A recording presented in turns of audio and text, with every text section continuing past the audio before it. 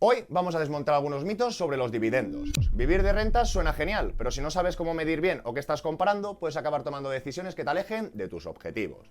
Aquí vas a aprender a mirar la rentabilidad total, es decir, la regularización más los dividendos, a distinguir entre la fase de acumulación y la fase de rentas y a usar con cabeza los ETFs de dividendos y los covered call, qué pagan, qué sacrificas y en qué situaciones pueden tener sentido. Y todo con ejemplos reales, un nuevo ranking actualizado y una guía clara para entender qué hay detrás de cada rentabilidad. Así que no te pierdas este vídeo. ¡Vamos allá! Hola a todas y todos, bienvenidos al Banquero del Pueblo. Aquí aprenderás sobre finanzas de forma clara y sin rodeos, para que tomes mejores decisiones, hagas crecer tu patrimonio y logres tus objetivos financieros. Y si no viste el vídeo anterior, te lo dejo por aquí. Allí explicábamos lo básico de los dividendos y hoy vamos con la parte práctica. Y ojo, no es antidividendos, es mirarlos bien para no autoengañarnos. Vi comentarios del vídeo anterior y no quiero que nadie sufra FOMO por perder dividendos o no haber empezado a invertir en dividendos ya. En inversión oportunidades hay y habrá siempre, recordarlo. Lo que de verdad te pierdes si no inviertes es revalorización. Mejor invertir ayer que hoy y mejor invertir hoy que mañana, pero sin prisas ni atajos. Y ahora nos encontramos en Morningstar y podríamos ver una versión de SPDR, del SP500, de dividendos aristocráticos. Y si bajamos un poquito más, podríamos ver la rentabilidad de los últimos años. Y nosotros normalmente, para comparar esos indexados o esos fondos o ETFs, miramos la rentabilidad media de los últimos años. Pero aquí, cuando hablemos de dividendos, ojo, ojito, señoras y señores, porque en estos pagos nos calcula el valor de la participación, pero no tiene en cuenta las distribuciones o esos pagos de dividendo. Por lo tanto, para calcularlo efectivamente, tendríamos que tener en cuenta esas revalorizaciones o esa rentabilidad acumulada y también tendríamos que sumar todos estos pagos de distribuciones o de dividendos. Y ahora nos encontramos en TradingView y vamos a analizar brevemente dos emisiones del SP500, esta de aquí de distribución y esta de acumulación. ¿Qué os quiero decir? Si miramos la rentabilidad acumulada desde los máximos pre-COVID hasta la actualidad, podríamos ver que en esta de acumulación acumula un 101,82%. En cambio, si nos vamos a la versión de distribución y nos vamos a los mismos máximos pre-COVID y nos vamos ahora, no veríamos ese 100%, veríamos un 87%. Y todo el mundo tiene que tener en cuenta que para ajustar esos pagos de los dividendos, en este caso en TradingView le podríamos dar a ajustar y que podríamos comprobar que efectivamente, teniendo en cuenta de la versión distribución los pagos de dividendos, desde máximos pre-COVID tendríamos este 101,78% y ya hemos comprobado que la versión de acumulación era igual o muy similar, 102 o 101,82%. Y una nota fiscal o algo muy importante, esa fiscalidad, sobre todo en ETFs y en fondos, porque en acciones funciona distinto. Mucha gente dice, acumulación o distribución da igual, banquero, en Estados Unidos hay una retención origen y ya está. Pues no, señoras y señores, no es lo mismo.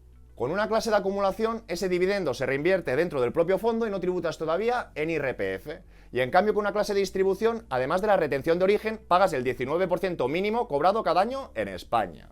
Y eso rompe el interés compuesto si estás acumulando y además implica retrasos y costes al reinvertir. Por eso, gráficos como el anterior ajustados ayudan, pero puedes dar una visión irreal si no contemplas impuestos y costes de reinversión. Al final, cuando hablamos de fondos o ETFs de dividendos, no basta con mirar el valor de la participación o rentabilidad acumulada. Lo tenemos que tener todo en cuenta, todo lo que hay detrás, los dividendos distribuidos y esa revalorización del precio. Y también tenemos que añadir ese efecto de los impuestos o el coste de reinversión. Solo así podremos comparar de verdad el total return y entender qué impacto puede tener según nuestra fase de inversión si estamos acumulando capital o buscando rentas. Y ahora volvemos un segundo al FOMO ese de perder dividendos. Esa sensación de, si hubiera empezado antes, ahora cobraría muchísimo más. Vamos a ver si eso realmente es así.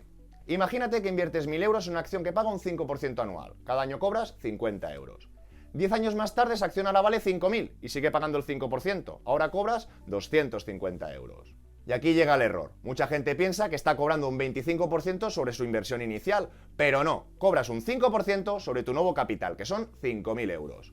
Si vendieras y compraras otra acción con ese 5%, cobrarías exactamente lo mismo, 250 euros. Así que no cobras más porque compraste antes, cobras más porque tu capital hoy vale más. Y eso es lo que muchos olvidan. La rentabilidad total de una inversión es la revalorización del precio y los dividendos cobrados. No los dividendos solos. Si solo miras el pago anual y te olvidas del crecimiento, te estás autoengañando. Y aquí entra la fase en la que estés. En acumulación, lo inteligente es crecer y reinvertir. En rentas tiene sentido priorizar el flujo.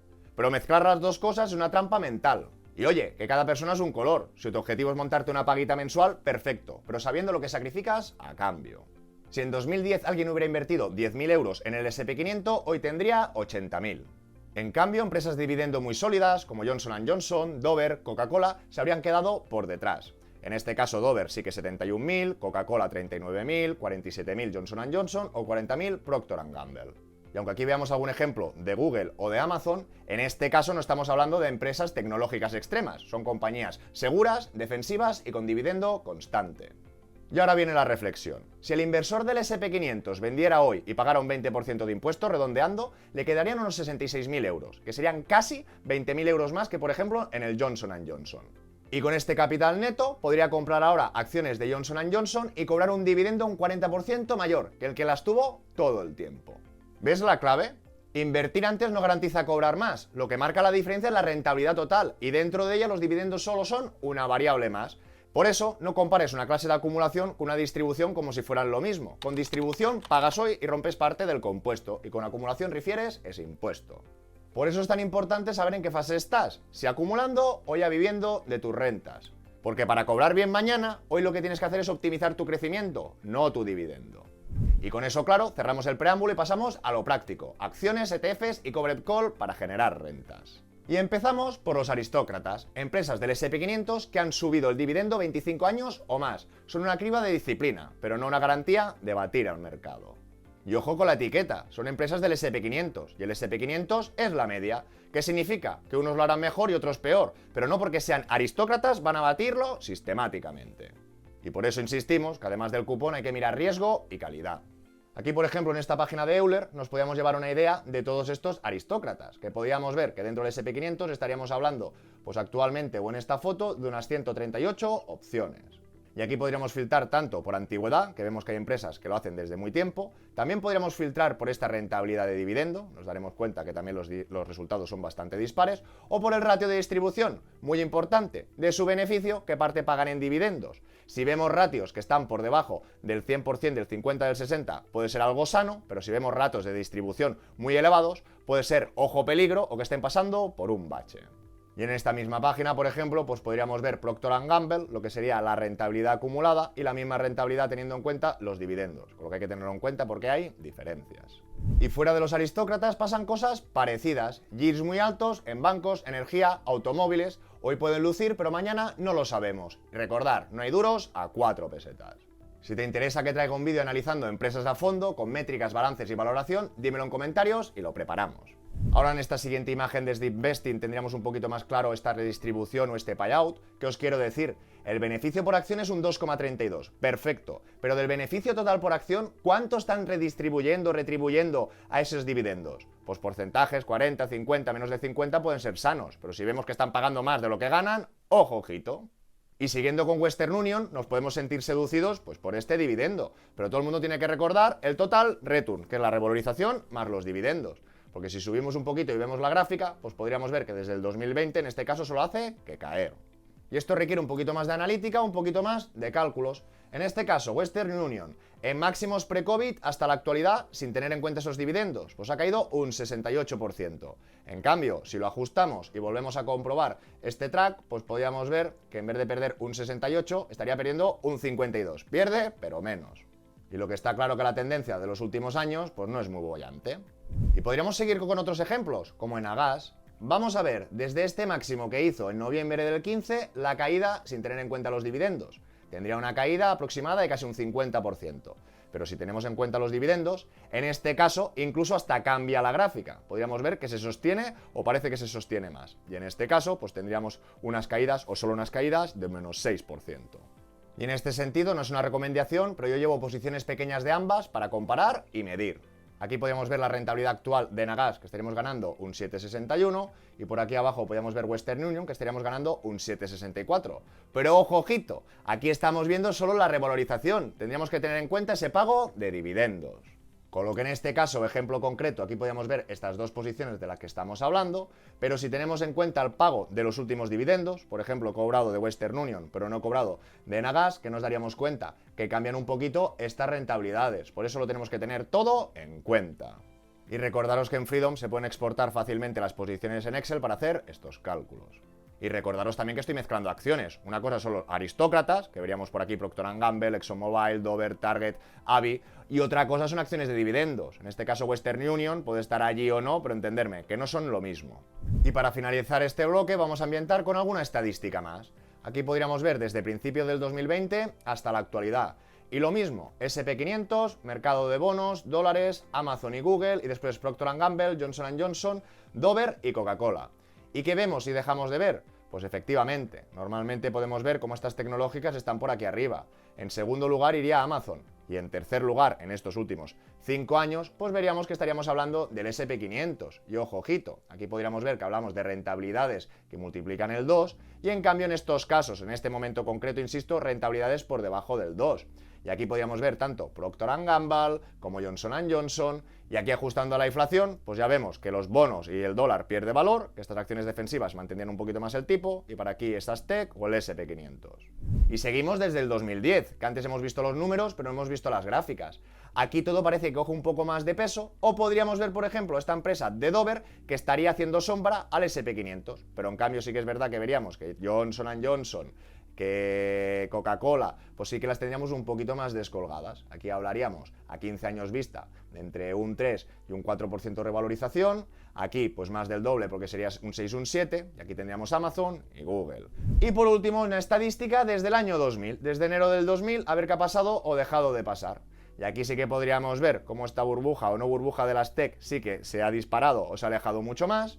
Podíamos ver en este caso esta empresa de Dover, como AVI, que hay empresas que ya hemos dicho, el S&P 500 es la mediana, habrá empresas que lo hagan mejor y peor, pero no significa que todas lo hagan mejor o que tengamos la seguridad, y un poquito más de lo mismo. Vemos a tanta distancia que aquí hablaremos de revalorizaciones del 4, del 5, del 6, y en este caso el S&P 500 del 9 o el 10, que casi podría ser el doble o no, pero volvemos a ver bastantes diferencias. Ya hemos visto nombres sólidos, unas veces cerca del S&P y otras por detrás. Moraleja, no compres solo por el pago, mira el negocio, el payout y la tendencia y compara siempre en total return. Y si prefieres diversificar sin ir nombre a nombre, pasamos a los ETFs de dividendos, mismos objetivos, estrategias muy distintas. Ya nos encontramos en el Excel Mi Primer Millón, gratuito sin registro, que lo dejaré en la descripción del vídeo. Todo el mundo que lo quiera utilizar o manipular, primero debería ir a archivo y después hacer una copia. Y hemos generado una nueva pestaña, Ranking Dividendo, y ya la iremos implementando. Aquí podemos ver diferentes alternativas. En primer lugar encontraríamos los Covered Call, que podríamos ver que son las versiones, los ETFs más recientes. Y aquí tenemos de todos los colores. Alguna alternativa de iShares, que ya vemos de euro, que seguramente invierten en Europa, y los años de creación.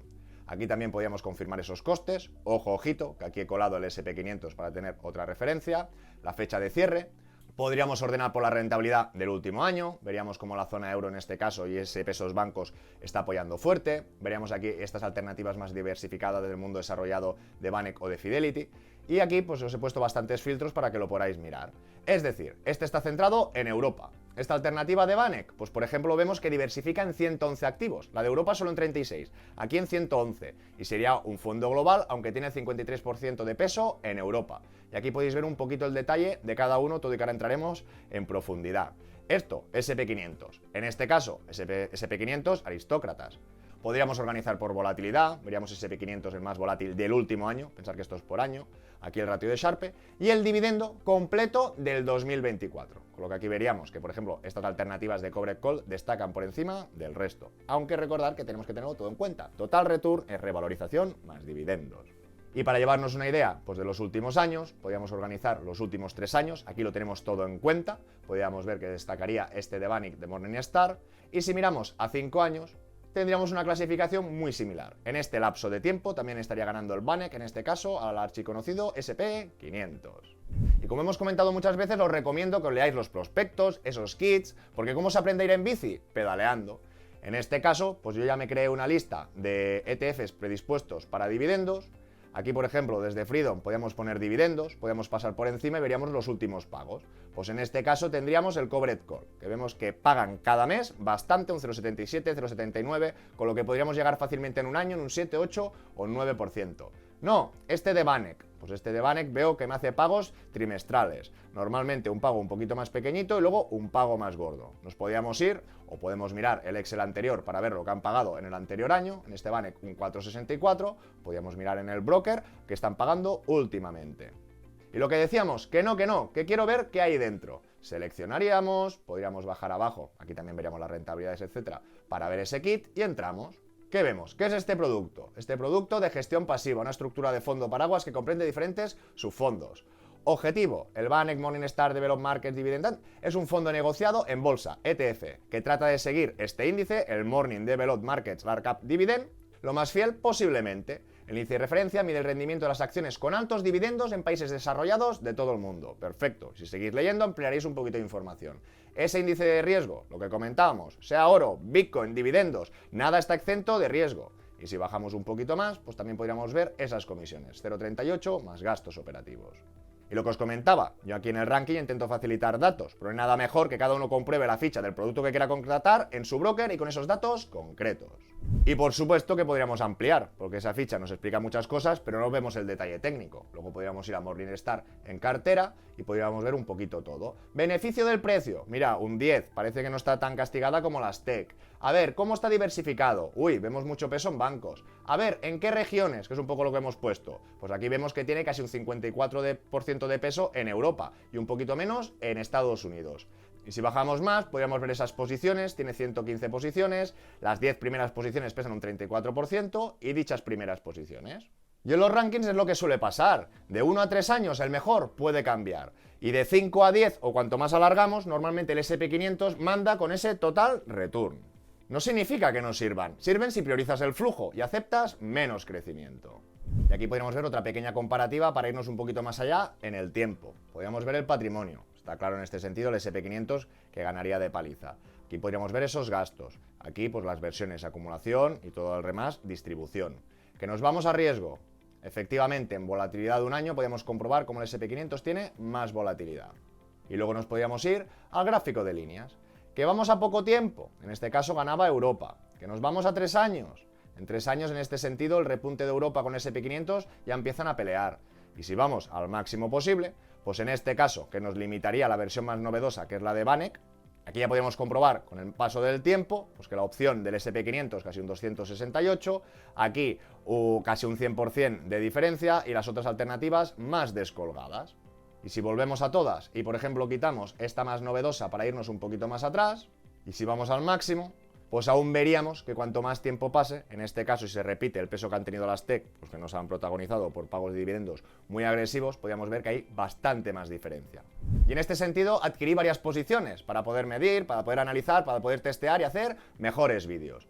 Y aquí podríamos ver pues que en esta alternativa del FTSE All World pues ganaríamos un 3,78. Aquí iría mejor esta de Nagas. Esta de iShares pues iría un poquito por debajo. Pero es lo que hemos comentado. Aquí esto quedaría un poco pobre, lo tendríamos que exportar al Excel. ¿Para qué? Para tener en cuenta ya esos pagos de dividendos. Y lo que comentaba, Western Union no es aristócrata. En este caso Target sí. En este caso Clipper un rate, que ya sé que os debo un vídeo y lo veremos en breves. Con lo que efectivamente este ranking inicial, sin tener en cuenta el pago de dividendos, pues podríamos ver cómo esta alternativa con el pago de dividendos, pues ya superamos el 3. Está un poquito más, incluso esta que podíamos ver que estábamos en 0 o en negativo, que arregla un poquito el resultado. Pero lo comentado, total return, revalorización, más dividendos. Si quieres rentas sin elegir empresas, un ETF de dividendos tiene sentido. Si quieres máximo crecimiento, el S&P 500 suele llevar ventaja. Y si buscas flujo todavía mayor, incluso mensual, han salido los ETFs Covered Call. Pagan más cediendo parte del crecimiento. Vamos a verlo. Son ETFs que compran una cartera y venden opciones call sobre ella. Con esos cobras primas y pagan rentas a cambio de capar parte de la subida. ¿Y qué es exactamente vender una call en un ETF Covered Call? Una call da un derecho, una obligación a comprar a un precio. Quien vende la call cobra una prima y asume la obligación de vender si el comprador ejerce. Y en un Covered Call el ETF ya posee una cartera subyacente y vende calls sobre ese índice o posiciones. Resultado, ingresos por primas más dividendos, pero con un tope de rentabilidad por encima del strike. Imagina dos líneas, una es la del índice, que sube sin techo, y la de Covered Call sube hasta que llega al strike, y luego ya se aplanaría. En mercado lateral, cobras primas y vas bien, pero en un rally fuerte te quedas por debajo del índice. Y sigamos con un mini ejemplo numérico para entenderlo mejor. Supongamos que tenemos un índice que vale 100, y este ETF vende una call a un mes con un strike 105, y tú cobras más 2. Si cuando se acaba el mes ese índice está cerca de 105 o 104, tú cobrarías esa prima del 2 de la call. Pero en cambio, si supongamos que el índice que estaba en 100 acaba en 120, del Covered Call tú ganarás aproximadamente 7, hasta 5 más el 2 de la prima. Pero como ha subido de 10 a 20, pues tú no te vas a beneficiar de toda esa subida. De 20 te quedarías, por decir algo, en 7. Y en cambio, en un escenario más peyorativo, que de partir de 100 cayera a 90, perderías un 10. Pero como tienes esa prima, te amortiguaría ese 2 y en vez de un 10 perderías un 8. Por eso se dice mejor en mercados laterales o en subidas suaves y peor en rallies fuertes o en caídas grandes, porque la prima solo compensa parcialmente. Y aquí podríamos ver algunos de estos ejemplos concretos. La primera emisión de Global, que nos hablarían del Nasdaq, esta segunda de JP Morgan, también sobre una cartera del Nasdaq, aquí hablaban de un 12% del anterior año y aquí un 10%, y aquí tendríamos una cartera no vinculada al Nasdaq, sino más diversificada en todo el mundo. Y si os parece, vamos a leer la ficha para acabar de complementar. Y recordar que en todo este episodio no hemos hablado del efecto divisa, pero recordar que tenéis versiones en euros y en dólares. En euros os hace el cambio la gestora y en dólares tú has hecho el cambio previamente. Seleccionaríamos esta de euros y nos iríamos al kit. Aquí lo podremos ver, siempre recordar que la actualización de estas fichas pues va con un poquito de delay. Objetivo. El objetivo del subfondo consiste en proporcionar un crecimiento de capital a largo plazo e ingresos.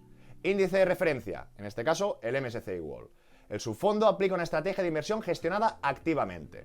Pretende invertir en una cartera de valores de renta variable de empresas de todo el mundo y vender opciones de compra sobre renta variable y opciones de compra sobre índices de renta variable con el fin de generar ingresos a partir de las primas de las opciones y los dividendos asociados. Y si queréis ampliar un poquito más, aquí tendríamos la información. Si bajamos, también veríamos que no está exento de riesgo y bajando un poquito más podríamos comprobar esas comisiones. Y como en otras ocasiones, si queremos profundizar, podríamos ir a Morningstar, nos vamos a cartera, bajamos un poco, podríamos ver la región, esa concentración, vemos que tiene bastante peso en Estados Unidos, como el MSCI World indexado, bajamos, vemos todas esas posiciones, aquí sí que tiene menos empresas, vemos que hay diversificación, porque las 10 primeras posiciones no pesan más del 14%, y estas primeras posiciones. No, que yo no quiero MSCI World, soy más agresivo, quiero el Nasdaq. Pues vayamos a por el Nasdaq. Yo lo he comentado, pues estos son más agresivos, nos pagan mensualmente, pero entendemos que tienen el techo en el crecimiento. Y esta ficha es similar, pero diferente. Aquí vemos también la fecha de actualización, un poco más de delay, pero aquí el índice de referencia es el Nasdaq 100. Y tendría la misma política, pero estaría vinculado con el Nasdaq. Con lo que efectivamente vamos a Morningstar, vamos abajo a ver la cartera. Aquí en región sí que veríamos pues el 100% de Estados Unidos, y aquí podríamos ver esas 90, 93, casi 100 posiciones del Nasdaq. Y en este caso, aquí podríamos ver que respecto al Vanguard, respecto al Vaneck, pues sería de las pocas posiciones que tengo en negativo, seguro. Pues en este caso, estoy aplicando este dividendo, que efectivamente ya cobré un dividendo mensual de 6,62, pues sí, el resultado aún sería un poco negativo. Iremos comprobando y viendo cómo se comporta. Y ya que lo estamos viendo en Freedom24, déjame contarte por qué utilizo esta plataforma y qué ofrece a nivel práctico. Desde una sola cuenta puedo tener acciones, ETFs y bono, tanto en euros como en dólares, y seguirlos fácilmente desde el mismo panel. Y además, está regulado en Europa bajo MiFID II, lo que significa que los valores están a tu nombre y cuenta con protección hasta 20.000 euros a través del Fondo de Compensación de Inversores de Chipre. Freedom24 es la marca europea de Freedom Holding Corp, un grupo cotizado en el Nasdaq, lo que aporta transparencia y supervisión real. Y si te interesa explorar este tipo de estrategias, aquí tienes acceso a más de 3.600 ETFs UCITS, incluidos de dividendos, covered call, bonos, indexados a todo el mundo o de renta fija y monetarios. Además, tiene una promoción muy atractiva de bienvenida, con la que puedes conseguir hasta 20 acciones de regalo, valoradas de 3 hasta 800 dólares cada una. Y aquí puedes ver la selección de acciones, desde gigantes como BlackRock o algunas más económicas, pero es algo que te da valor desde el principio. Solo por abrir cuenta y hacer tu primera recarga a partir de 1.000 euros puedes acceder a la promoción. Te dejo el enlace y los detalles en la descripción del vídeo.